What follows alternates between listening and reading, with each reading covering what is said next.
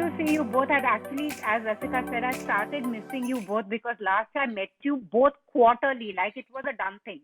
Rasika and then Purab. And this year, well, we are in the fourth month, and I'm glad I've got to meet you. And this drama, I had watched the Korean version, which was World of the Married. And when I watched it, I was like, "ये drama में सारे पागल हैं." Literally because and then I saw the Hindi version. I was like, exactly. What was your take when you both came on board to play this couple, which are actually in a psychological warfare of sorts with the other? I mean, it's for an actor, it's a treat, of course, to have a script which is so character driven, which has got all these darker shades happening. So it's always a treat to sort of dive into that. And I think it's also an interesting challenge for me, at least, to sort of sustain empathy for a character who can be erratic, can be reckless, who can have a very dark side. And I think it stems from the fact that when I read it, I felt that Meera Kapoor is somebody who's very prone to recklessness, but immediately questions her position on it soon after. Yeah. And that's how many of us deal with moments of rage in our life. If you look at yourself from the outside, you wouldn't recognize yourself. And so as an actor, it's a challenge to sort of put yourself in that and sort of be able to create something where there is empathy for this person and for the situation. True. And Purab, what about you? Akash's mindset, because when you watch the first season, you're like, he's the villain of the piece. He's the villain of the piece. And then you watch the second season, you're like, maybe not. So what was it like? Well, to be honest with you, Pooja, I was a bit skeptical the first time the show when it came to me, because I'd seen the original series, Dr. Foster. Dr. Foster. Huh. Yeah, and as you said, it's not only about being the villain. I think the first series is so driven from the female protagonist's point of view that it's almost like a very strong feminist has written the show, and let's bash show the male characters the absolute spineless. There's no empathy for him at all, and I found that very hard to digest as an actor, saying that, okay, I need something to play him. How do I play him and get him to because as an actor you always are looking at ki kharab bhi hai, negative bhi hai, ganda bhi character hai, so you want to build something that the audience holds on to and likes. But if the writing is not there for that character, then you have to really dig in and try and see how do you find that, because everything about the character that's been written you hate. I hated him when I read him, so, and I'd seen the original series also. So yeah. It was a tough choice to make, and but it was a great series. And often I weigh my work on saying that overall, how is the project? Is it a great film that I want to be a part of? Look at the role second, So. Yeah. I thought it was a great project. It would be great to be a part of it, and the platform was great. The producers were great, so there was no other reason for me to not want to do it. The actors who were involved were great. I knew Rasika was going to be playing Dr. Foster, so I said let's go on and find that, and maybe me playing the part might add some value to Akash. So I saw it from that point of view, and I said, let's just give it. I like to feel responsible for every part of mine, and see that it makes me work harder towards creating some kind of bond with the character. In turn, that bond translating to the audience, and they feeling that bond and feeling. And then I was quite surprised by all the reactions that Akash got after the first season, because I was not expecting it. I was like, I hope I've managed to do something with him and, bring him out there. And it seemed to work, because people love to hate Akash by the end of the first season. And now in the second season, I feel a lot more supported. I think the writing is, and from the trailer also that you see now, it's suddenly Akash has got this platform. ये मंच मिला है आकाश को first season के बाद में, जहाँ पे आपने देखा कि उसका destruction हो चुका है. He's completely crumbled from the Akash you saw. अब 3 साल के बाद जब वो लौट आया है, he's rebuilt himself as a new Akash. and now that's the platform he's being launched from and coming into this one, and he's got his reasons, and he's got his, there's the motivation for the character to do what he is doing. So Yeah. Yeah. I'm interested If to you see how only the knew the react ace with that me. if you only Sorry? knew the ace that Mira, I said if you only knew the ace that Mira has up her sleeve to tackle him also. But Yeah, but I think that's the beauty of this season is what these two intense characters really bring out in each other, and what lens he drives a very sort of sweet, simple Mira, and you saw shades of how that sweet, simple Mira, what she became in the last season, and now in second season you see other layers and other shades that really will surprise you about what Mira can become and what lens Akash can go to push her. True, true. But Rasika, this is actually an author-backed role because it's totally Mira's perspective. When they say hell hath no fury known, then a woman's scorn, Mira is all those things. So when it came to you, was it like something you really wanted to bite, like sink your teeth into, or were you a little skeptical also? And also, it's interesting that they actually in the first season have a woman versus woman. It's a fight between two women. The man is just a pawn in the middle. Sorry, the first season is what? Sorry. It's the two women are clashing where he is the catalyst, but it's actually the woman versus woman, and how she, from this very sweet, nurturing wife, suddenly turns into something else. So when it first came to you, was it just a character you wanted to sink your teeth into, like totally, or were like him also thinking otherwise, should I do this or should I not? No, I had absolutely no skepticism. I was very, very excited when the role came to me. And like you rightly said, it is an author-backed role. And at that time, whenever I would get asked, what is it that you want to do now in your career? I had said several times that I want to headline a show. I want to play a character who is driving the narrative primarily. So I think I was really seeking that at that point in time, and it came to me then. So I think I just grabbed it with whatever I had. And also, I had also watched the original, and I felt that this is a really, really, besides being the main protagonist, also a very character-driven show. So Yeah. the script allows for you to explore so much. So I had absolutely no doubt, and I was actually very excited by the challenge of being in a show in which you are in almost every frame of the show, and I wanted to know whether I can still be engaging enough to an audience or not, and also the rigors of shooting, right? And a series is anyway very rigorous because typically it has a longer shooting schedule than films do, because shooting a series is like almost shooting 4 or 5 films, and so you're shooting for a very, very long time, and then when you're in every single frame, you're shooting long hours for a very long time. So I wanted to experience those rigors and see how I emerge out of all of that. Were there any references? Because remember when we last, I think, spoke was for Suitable Boy, because everyone sees you as the character, you've got that face. And then we saw you as Beena Tripathi, and now I'm seeing Mira Kapoor. I'm like, कुछ है, रसिका का कोई shade है जो हम सब लोगों ने नहीं देखा. But I mean, when you're playing these characters which are so different from the person you are, was there any reference? Did you observe anything? Had read about, known someone who could have been driven to these lands? So, for example, for Safiya Manto, or actually even for Savita, for Suitable Boy, I felt that they were very much like the women I had grown up with, So I thought that I had several references in my life for such a person. And I think both those roles gave me so much joy and happiness, because I felt it was almost like giving a tribute to my grandmother in one sense, And Beena Tripathi, on the other hand, I had a very specific image of her from this one girl I had once met for about a couple of hours, where she's this very simple looking person who's extremely sensuous. And in this particular reference that I had was of this person who seemed like a very simple, ordinary girl, but when she started singing, she had this Beena Tripathi sort of body language, Wow. So she was always on my mind. With Mira Kapoor, it was always, because there are so many shades, it wasn't one clear picture.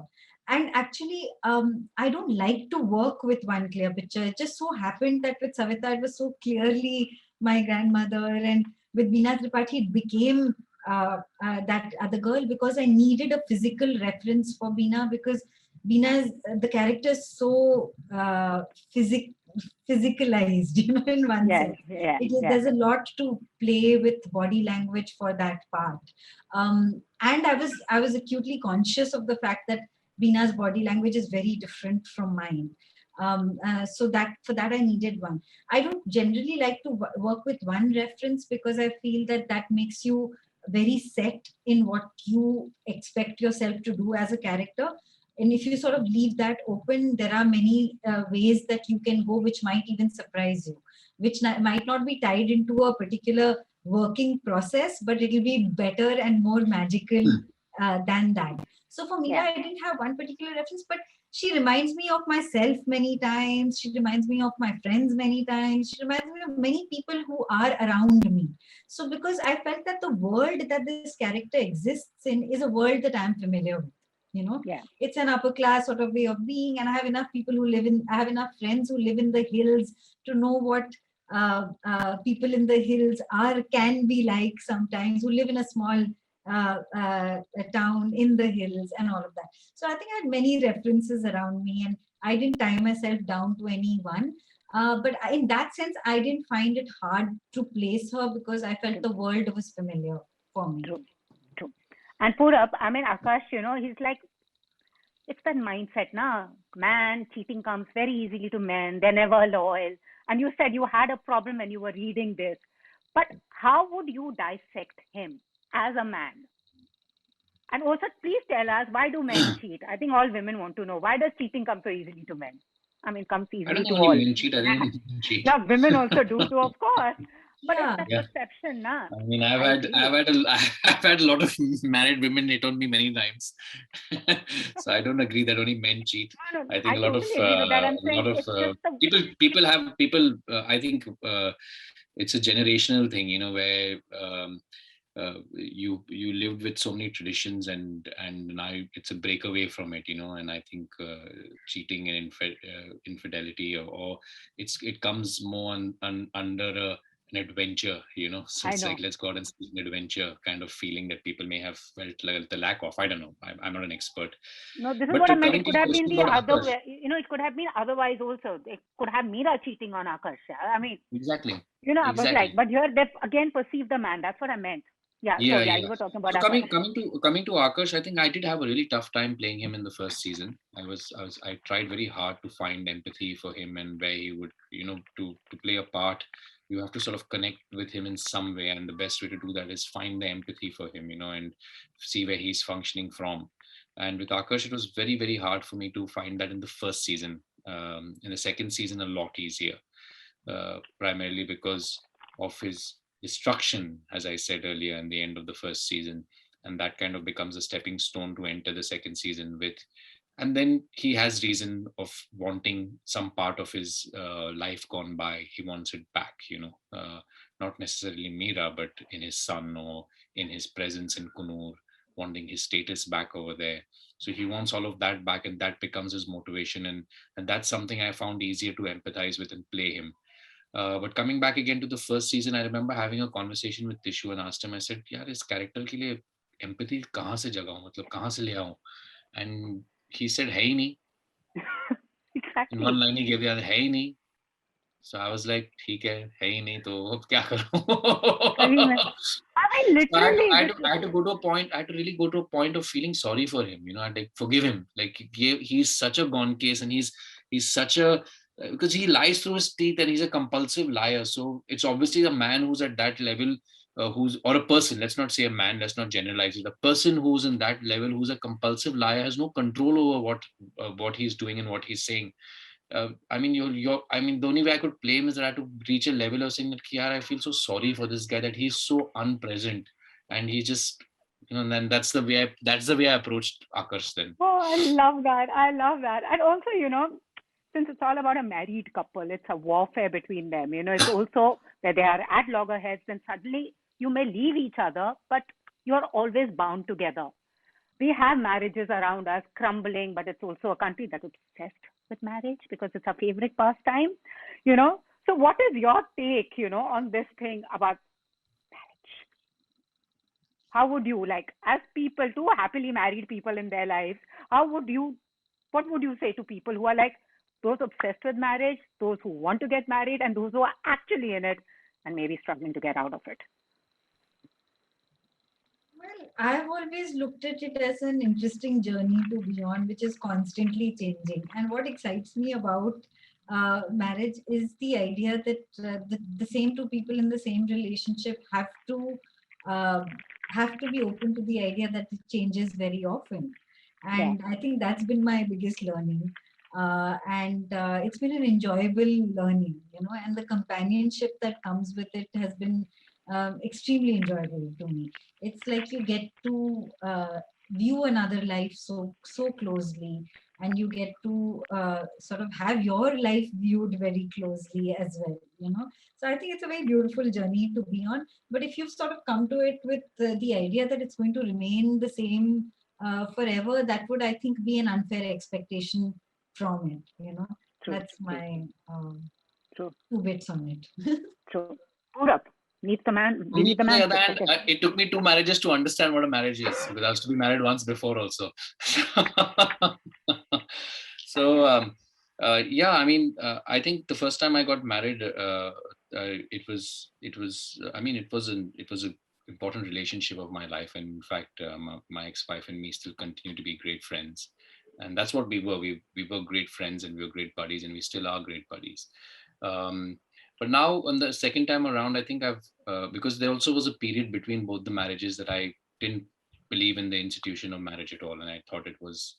In fact, I have to say that even when I was here coming into getting married the second time around, I wanted to get married, but I was not fully convinced about the Mm. institution of marriage. I was Yes. like, okay, Yep. all right, this is what it has to be, so this is what it is. And for me, it's the value of it lies in the partnership with the person that you are married to, and your relationship with that person.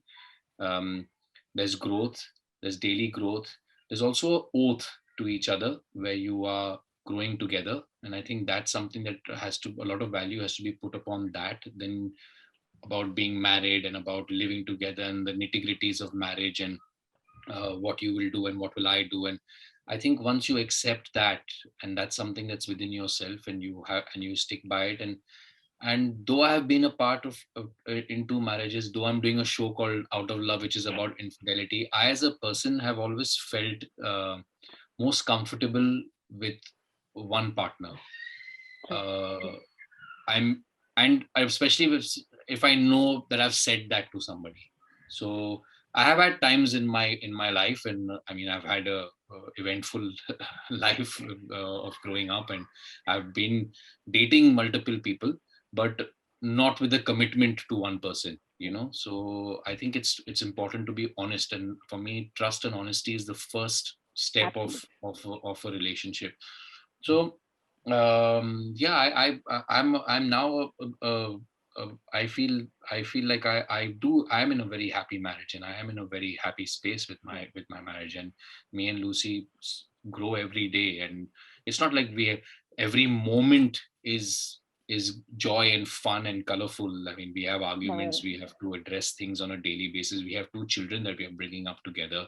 There are disagreements sometimes on what we do, but at the end of the day, there is a resolution. We resolve things as we go into things that might seem like we have disagreements, but we also resolve them.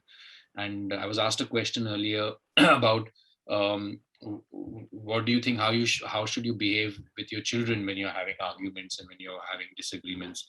And I've always felt that if we have an argument in front of the child, it's important to resolve it also in front of the child, so the child even learns that. So True. all of this, it's extending. The what started off as 2 people falling in love is extending into this family that is in love with each other, and and a partnership, and it's many things. Marriage is many things, and it's great. It's a lot of joy to feel all of it, and give yourself fully to it.